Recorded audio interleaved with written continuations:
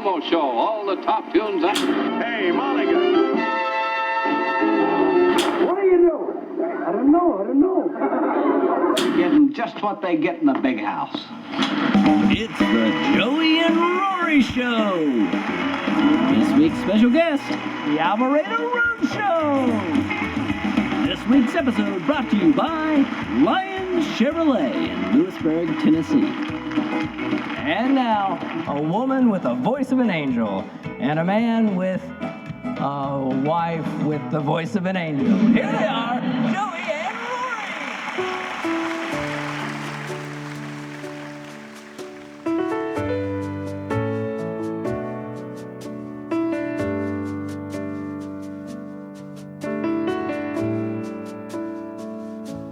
He was different.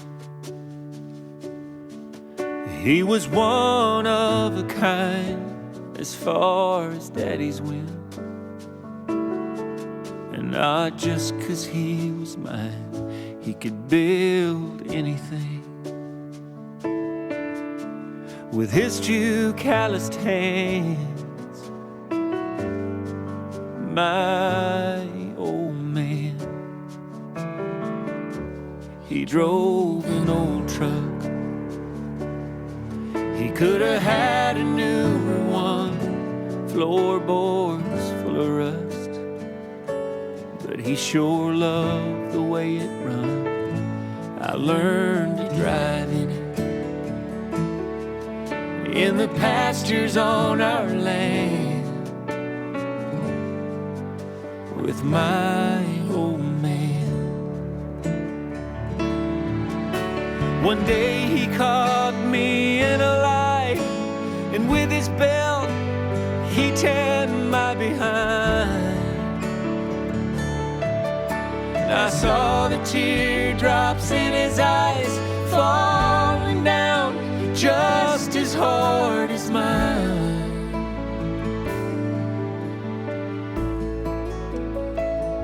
When you're born a farmer,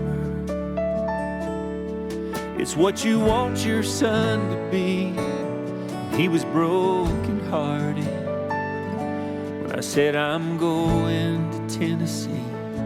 But who sold that old truck and stuck the money in my hand? My old man.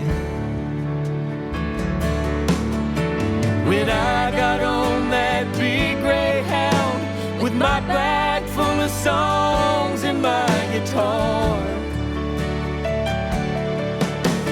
I remember looking down and him yelling, son, remember who you are.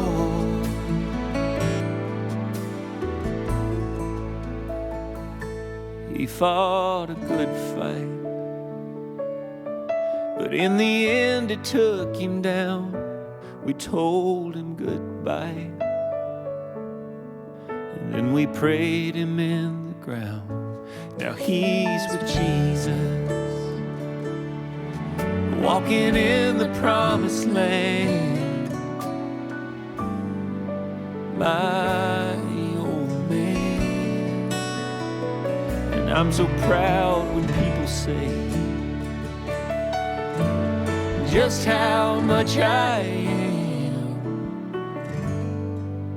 like my old man.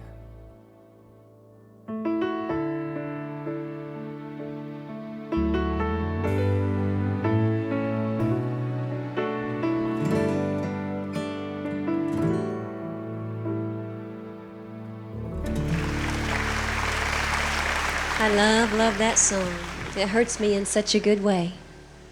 Y'all don't go anywhere. We're going to be right back.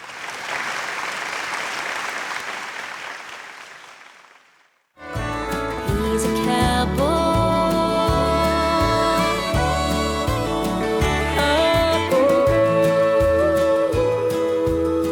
Roper, Where the West. You'll be all right.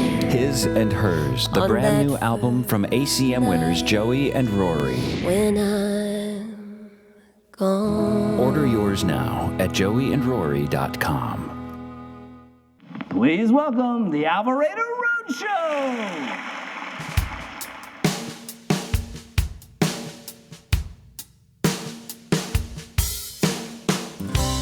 Hey, I'm AJ, and this is my brother, Cleve. Yes, I am his brother, Cleve. We are the band Alvarado Road Show.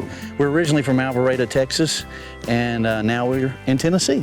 About 8 years ago, we were in town, 9 years ago, we were in town riding, and we missed the birth of our sister between us, oldest child, Riley, and we didn't like it too much. When we got back home, we were griping a lot, and my sister Felicia had the idea of moving to Nashville. So we made a plan right then, and 11 of us packed our stuff, and we all began to make our journey here. We moved 11 people. All at once. All at once. Yeah. And on our property, we have a recording studio that we record other artists, our own demos, our own... Well, we cut our last record here, actually. Kempville Sessions is the name of it. Come on, come check it out. Check it out.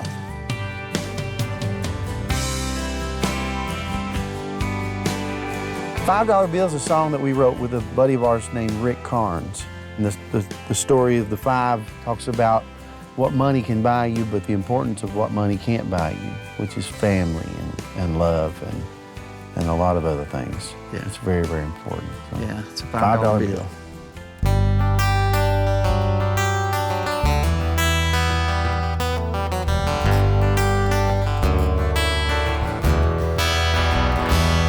I'm just a $5 bill fresh off the mint, folded in a card for a birthday gift. Bet that kid ain't never seen nothing like me. I was dropped in the street, picked up by a man in a business suit with a phone in his hand. He put me in his wallet, I had a lot of company. Well, while trying to protect me from a man with a knife, at the dark end of an alley, he lost me and his life. I've been called the root of all evil. I have hurt and helped some people. I've slipped through the hands of sinners and saints. I've been stretched and squeezed too tight. Times I couldn't bear the price. Counted on for dreams I couldn't fulfill. 'Cause I'm nothing but a $5 bill. I've been used as a candidate, stolen from a church collection plate. Everybody listens when I talk.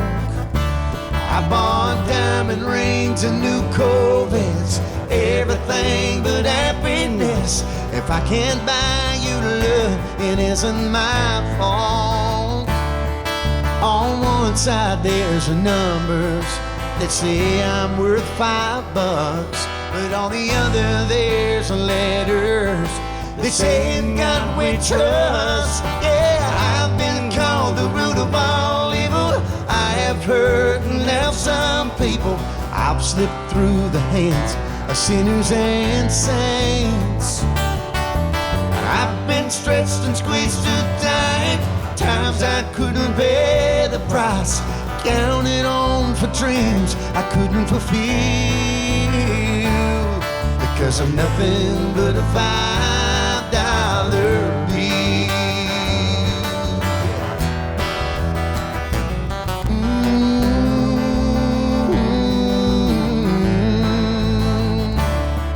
What you carry in your pockets don't make you who you are.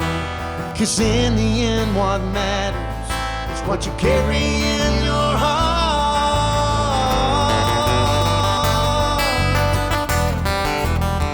Oh yeah.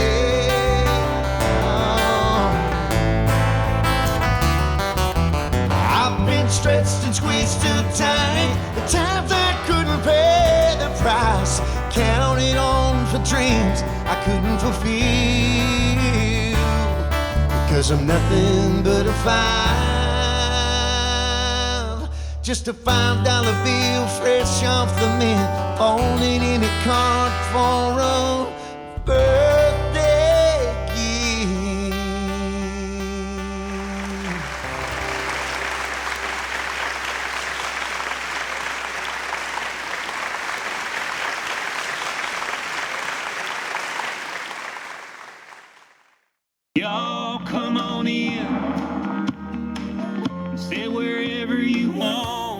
It doesn't matter how long you've been cooking, whether you're a beginner cook or if you're an expert. Chances are you have your favorite cookbook, one that you always go to, one that you really treasure. Well, this is the one that I treasure. I bought this when I graduated high school, and this is the one that I have so many of the recipes that we cook at the farm and at the family, and even some that we bring here to the restaurant. That's great. Today is no exception to that. Today we are making an item called blueberry buckle, and it is in this recipe book, page 135 to be exact. But I love, you can always tell when you have your favorite cookbooks, because you can always see where the pages are wrinkled, where you have coffee stains and oil stains and butter and everything else. Have you made this recipe before? I haven't. I've never made it. I know you've made it a lot here, but I've never actually made it. So. Well, this is a great one because when you're having something that you need to whip up really fast, like a coffee cake, if you're going to go to a little event, this is perfect for that. It That's brings great. a little bit of fruit in. I love a good coffee cake with do lots too. of butter. Well, let's get started. Marcy, in here we have some shortening. Right. It's about a half a cup of shortening, and we're going to add our sugar to that. It's about 3/4 of a cup of sugar. Okay. All of these recipes are on our website, by the way, so you can go to that and look and see. Go ahead and add all that. All that? All of that. That's probably more like a cup of sugar. Yeah.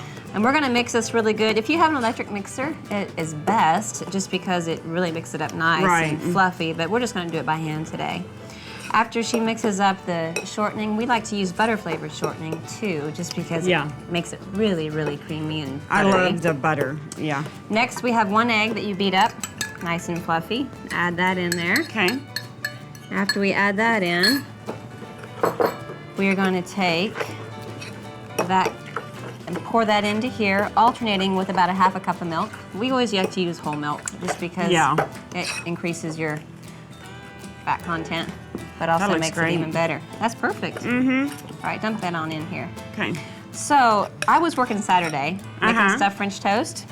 You weren't here. Yeah. But I was working.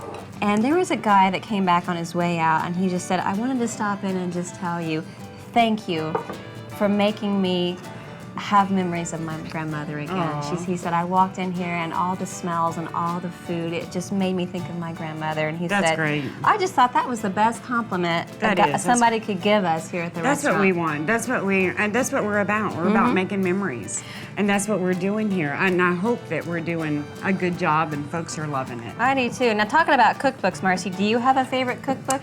Actually, I have a whole bunch of cookbooks. And they're all Amish cookbooks, but, and I buy them for the pictures. For the pictures? Yes. Well, they have a great life, don't they? Yeah, they do. They really do. And actually, I've done a couple of them. We do their cinnamon roll recipe, and they have great cinnamon rolls. They do have great cinnamon rolls. Absolutely. We have them better now. I think you could go Amish. Yeah. You love their lifestyle. Yeah, I could, actually. Yeah? Except for, well, you'd have to give up a couple things. Yeah. Electricity. Smoking, drinking. Sorry. Okay, so this is what your batter is going to look like. It's really nice and thick, and then you're going to add in 2 cups of blueberries. You can use fresh blueberries or frozen blueberries. So this is nice. I think fresh, of course, is always best. Okay. Drain a little bit of this juice. We don't want all that juice in there. You're going to go ahead and just fold those blueberries in here. Okay. You're going to get a 9x13 pan. I have one right behind us, Marcy. Go ahead and spray your 9x13 pan. We've already sprayed it here. Preheat your oven to 350. And once you fold in these blueberries, you don't really have to fold them in a whole lot. You just basically just want to pour them in there.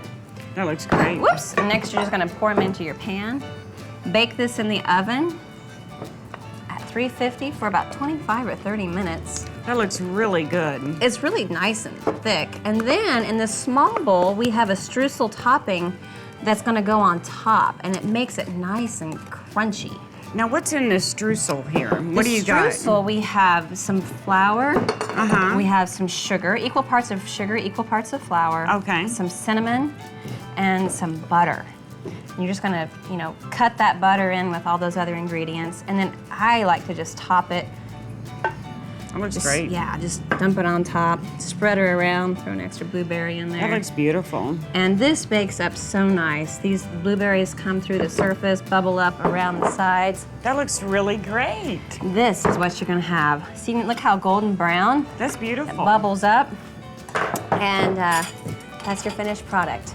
Well, normally we're closed on shoot days. Right. When we're shooting our segment. But today we had some people that came to the door, and I think they drove here from quite a ways away. And so we didn't want to just say, no, you can't come in. So we're going to have these, come on up here, guys. We're going to have them come up here and taste our special today, our blueberry buckle. How are y'all doing? Good, how are you? So good to have you here. Why don't you introduce yourself and tell everybody where you are from? We're Jonathan and Devette Thompson. We come from Hartley, Delaware. Hartley, Delaware. That's great. And what do y'all do there? We're farmers. Okay, okay. And what kind of farming do you do? We grow chickens, grain, and raise replacement dairy heifers. Wonderful. Oh, that's great. Well, we are so glad you're here. Why don't you guys go ahead and taste this? I hate that we weren't open for them to experience the full Marcy Jo's. But wouldn't this even better though for I them? know. Not only are they getting to taste it, but they get to be on TV. Yes. How is Wonderful. that? Do you Is that like great? That? Good. Well, good. Well, take that with you. Come back and see us on a Tuesday through Saturday when we're open from 7 a.m. to 2 p.m. and we'd love to have you again. Thank you. Great having Thank you here. you. Thank Thank you, guys. Well, there you have it, folks. That's our Blueberry Buckle here at Marcy Jo's, where we're changing lives. One bite at a time.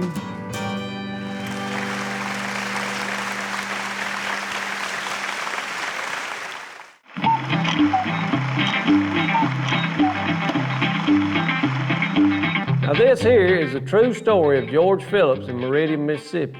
One night, him and his wife were going to bed, and she looked outside the window and said, "George, you've left the light on down in the shed." So he started out there to turn the light off, and he noticed there was people in the shed.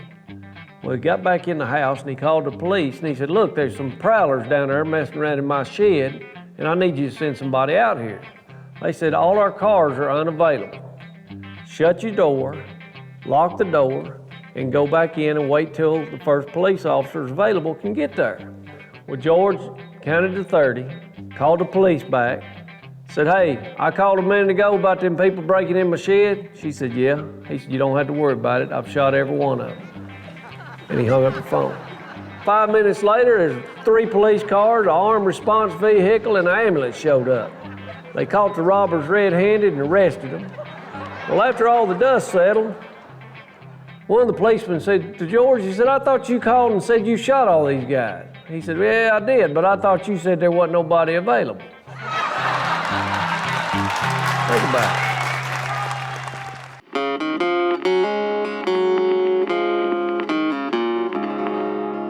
I wrote the song Chain of Love with a friend of mine named Jonnie Barnett. And it came from a story that he told me. Back in the 1970s, he had been driving to a show in Maryville, Tennessee, which is over by Knoxville. And he got stuck on the side of the road and he had a flat tire and he didn't have a jack with him. And it kept getting later and later and nobody would stop and help him. And then finally, about dark, this young man in a pickup truck, beat up old truck, stopped and helped him. And Jonnie said, "I just need to borrow your jack." But the guy said, "Well, you're all dressed up, you stay in the car and I'll change the tire for you." So Jonnie did, and when the guy was done, Jonnie said, "Well, what do I owe you?" And this young man said, "You don't owe me anything." Jonnie said, "Well, surely there's got to be some way I can pay you back." And the guy said, "If you really want to pay me back, next time someone needs some help, you help them and think of me." The song ended up getting recorded by Clay Walker. It was a big hit, and it helped really us buy this farm that we live in here now, and it's been a big blessing for us. It's called The Chain of Love.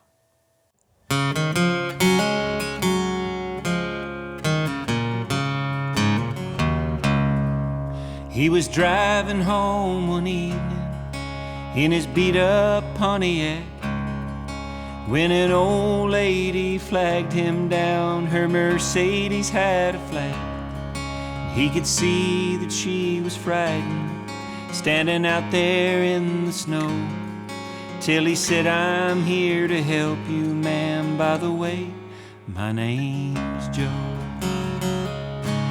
Well, she said, "I'm from St. Louis, and I'm only passing through. I must have seen 100 cars go by. This is awful nice of you." When he changed the tire and closed the trunk and was about to drive away, she said, "How much do I owe you?" And here's what he had to say: "You don't owe me a thing. I've been there too. Someone once held me out just the way I'm helping you. If you really want to pay me back, here's what you do. Don't let the chain of love end with you. Well, a few miles down the road, the lady saw a small cafe. She went in to grab a bite to eat and then be on her way. But she couldn't help but notice how the waitress smiled so sweet, and how she must have been 8 months along and dead on her feet. And though she didn't know her story, and she probably never will, when the waitress went to get her change from $100 bill, the lady slipped right out the door and on a napkin left a note. There were tears in the waitress' eyes when she read what she wrote. You don't owe me a thing, I've been there too. Someone once held me out just the way I'm helping you. If you really want to pay me back, here's what you do. Don't let the chain of love end with you.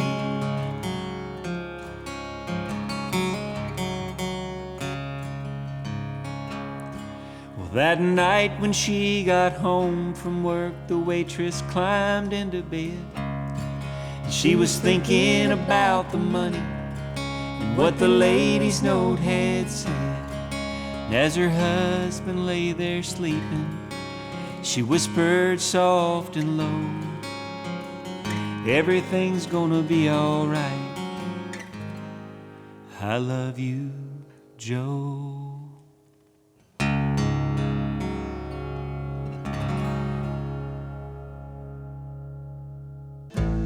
Well, it's that time again already. You know, we need to make this show an hour. That's a good idea. Believing our dreams will take us somewhere. Still being ourselves if we ever get there. That's important to me. That's important to me. Don't forget about what's important to you. I'm Joey. And I'm Rory. Tune in again next week. Same place, same time.